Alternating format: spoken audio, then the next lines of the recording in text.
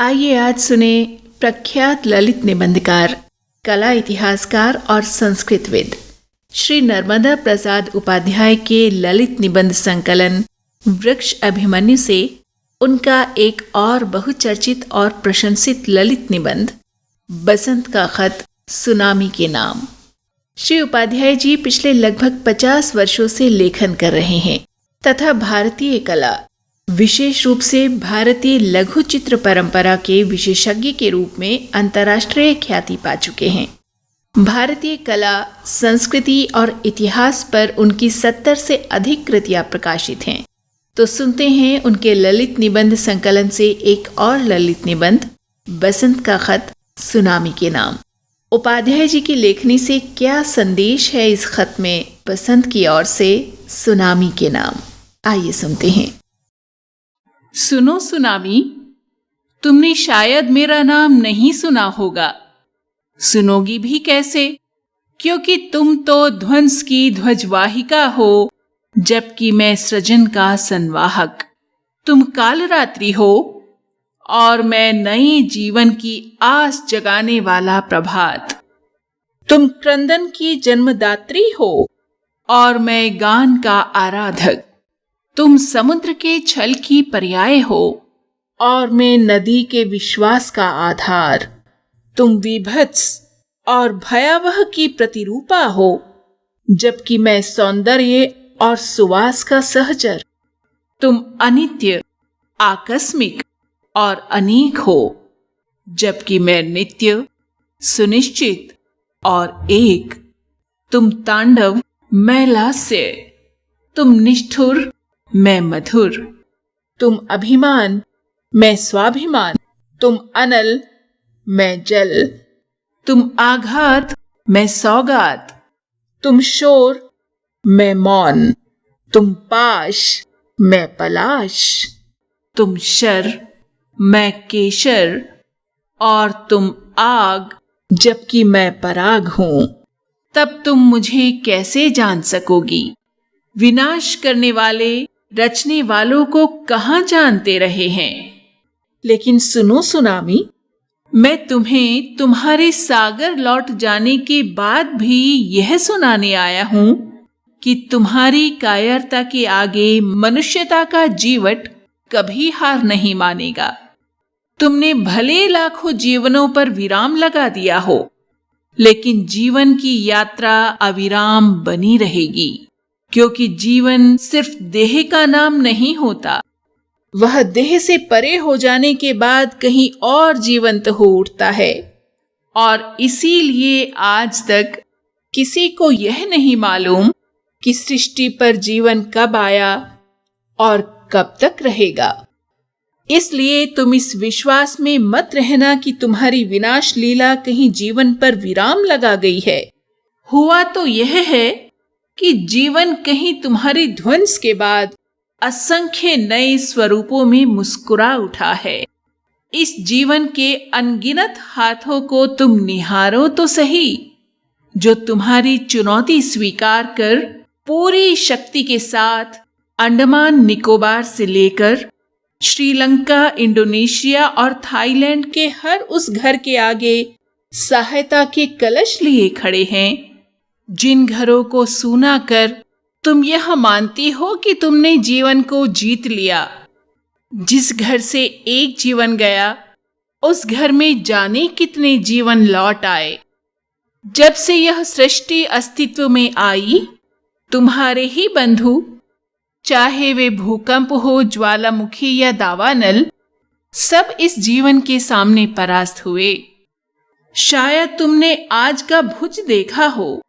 वहां तुम्हारे भाई भूकंप के शव पर धड़कनों के असंख्य स्मारक खड़े हो गए हैं। मैं तब आया हूं जब तुम जा चुकी हो, इसीलिए अवसर नहीं मिला कि तुमसे आमने सामने बात करता। मुझे लगता है तुम जानबूझकर मेरे आने के पहले अपनी विनाश लीला फैलाकर चली गई, क्योंकि मेरे सृजन की संकल्प शक्ति का प्रहार तुम पर भारी पड़ जाता। मैं तुम्हें बताऊं कि मैं निराला जैसे शक्ति पुत्र का साक्षी हूं, जिसे जाने कितनी सुनामियों ने बार बार जकड़ा, लेकिन उस महाप्राण ने हर एक पतझड़ को परास्त कर मेरे सौरभ की लाज रखी थी।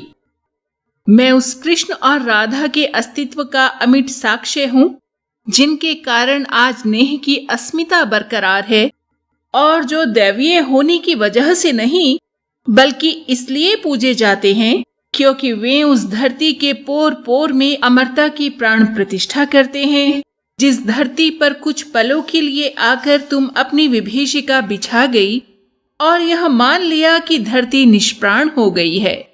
इससे बड़ा तुम्हारा कोई दूसरा भ्रम नहीं हो सकता। तुम आम के बौरों से, कोयल की कूक से, पलाश के केसरिया रंग से, फूलों के पराग से और भंवरे की गुंजार से जरूर पूछना कि क्या वे कभी तुम्हारे कहर से भयभीत हुए हैं?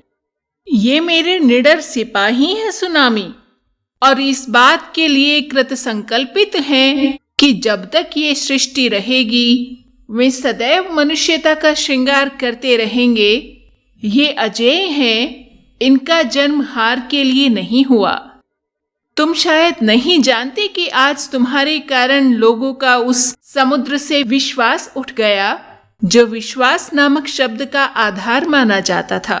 उसकी मर्यादा और धैर्य की ख्याति मिट्टी में मिल गई। जिस धीरज और मर्यादा का वह पर्याय माना जाता था वह आ तो गया तुम्हारे बहकावे में, लेकिन उसका पश्चाताप उसकी गहराई और उसके क्षेत्रफल से कहीं ज्यादा गहरा और विस्तृत हो गया है। मनुष्य उसके इस विश्वासघात को कभी नहीं भूल पाएगा। तुमने जाने कितने परिवार उजाड़े, जाने कितनी लोरियों को विराम दिया, जाने कितनी चिताओं को अग्नि और जाने कितने कंठों को रुदन के सप्तम स्वर। तुम नहीं जानती। तुम्हें यह सब जानने की जरूरत भी नहीं, क्योंकि तुम्हें अपनी प्रकृति थोड़ी ही बदलनी है। तुम्हें तो त्योहार ही जब मरण के मनाने हैं, तो फिर जीवन को जानने की अभिलाषा क्यों होगी? लेकिन जीवन को कभी जरूर जानने की कोशिश करना, क्योंकि तब तुम्हें मालूम होगा कि जीवन ने मरण का वरण कर लेना पसंद किया, लेकिन यह नहीं कि वह तुम्हारे सामने अपने अस्तित्व को कायम रखने के लिए याचक बन जाता। सच्चा जीवन दीनता से कभी समझौते नहीं करता। यह सच है कि जो लाखों मनुष्य तुम्हारी काल इच्छा के ग्रास बने, वे अपनी अकाल मृत्यु नहीं चाहते थे, लेकिन सच ये भी है कि वे अपनी अंतिम सांस तक तुम्हारे से लड़े। उनका मरण उनकी हार नहीं है, वे मरकर जीत गए हैं और तुम जीत कर भी हार गई हो। तुमने देखा होगा कि तुम्हारे लौटते ही समुद्र के तट फिर गुंजार हो उठे हैं। उसके वक्ष पर छोटी छोटी नौकाएं अपना सिर ऊंचा कर फिर डोलने लगी हैं। मछुआरे फिर मीन की तलाश में अपने जाल साधे सागर की सतह पर उतर गए और वह नन्हा शिशु तुम्हें अपनी नन्ही सी उंगली उठाकर चुनौती दे रहा है, जिसे गर्भस्थ रहते तुमने उसकी मां को निगलने की कोशिश की थी। सुनामी, तुम्हें यह जान लेना चाहिए कि तुम्हारी विभीषिका चाहे जितनी बड़ी हो, वह इस नन्हे शिशु की चुनौती को कभी स्वीकार नहीं कर सकेगी। आज तक संसार में जितने भी दंभ से बड़े हुए हैं, उनके अंत का कारण उनसे बड़े नहीं हुए, बल्कि वे हुए जो उनसे बहुत छोटे थे। फिर वे चाहे कंस के सामने वंशीधर हों या बलि के सामने वामन। तुम्हें शायद लगे कि मैं तुम्हें उपदेश देकर समझाना चाहता हूं। नहीं, ऐसा नहीं है। जब तुम्हें समझना ही नहीं है तो मैं तुम्हें क्यों समझाऊंगा? मैं तो तुम्हें सिर्फ इस हकीकत के बारे में बताना चाहता हूं कि मानवीय जिजीविषा की इबारत कभी मिटती नहीं। उसे जितनी बार मिटाने की कोशिश करो, वह उतनी ही उज्ज्वलता के साथ समय की स्लेट पर उभर आती है। इस पत्र को लिखने का मकसद यही है कि मैं तुम्हें मेरी जाति के वंश के लोगों की तासीर के बारे में बता पाऊं। मैं मनुष्य हूं और मनुष्य की तासीर यही है कि वह देह के न रहने में भी अपनी अमरता तलाश लेता है, तुम यह बात उन नन्ही सुनामियों को भी सुनाना जिनका शैशव अभी बीता नहीं है। मुमकिन है कि मैं तुम्हारी इस असफलता से शायद कुछ सीख सकें और तटों की ओर विवेकहीन होकर दौड़ने की आदत को त्याग दें। जरूरी नहीं कि क्रूर माँ के बेटे बेटी क्रूर ही हों। वत्सलता आनुवांशिक नहीं होती। तो मैं अब अपना पत्र बंद करता हूँ। मैं आया और तुम्हारी विभीषिका देखी तो मेरा मन उन्मन तो हुआ, लेकिन यह सोचकर हंसी भी आई कि तुमने उस मनुष्य को इतना दीन कैसे मान लिया जिसके पुरुषार्थ के स्वागत में मैं अपना सौरभ और सौंदर्य न्योछावर करता आया हूँ। मैं तो चारण हूँ उसकी प्राण शक्ति का। मैं यह पत्र समुद्र की अभिमानी सतह पर इस विश्वास के साथ छोड़ता हूँ कि वह शायद तुमसे विश्वासघात न करे और मेरा कहना तुम तक पहुंच जाए। यह पत्र समुद्र को सौंप कर मैं अब उस तट पर जा रहा हूँ जहाँ तुमने कभी तांडव मचाया था, लेकिन आज जहाँ सारे तटवासी इकट्ठे हुए हैं, उन्होंने सागर की रेत में एक घर बनाया है जिसके द्वार पर आम बौर बंधे हैं और एक नवयुवती अपने केश पाश में ताजे फूलों का जूड़ा बांधे सागर की छाती पर डोलती नावों को निहार रही है। पत्र के अनुत्तर की आस में बसंत। आप अपने विचार और अपनी प्रतिक्रिया हम तक जरूर पहुंचाएं कमेंट के जरिए। नमस्कार।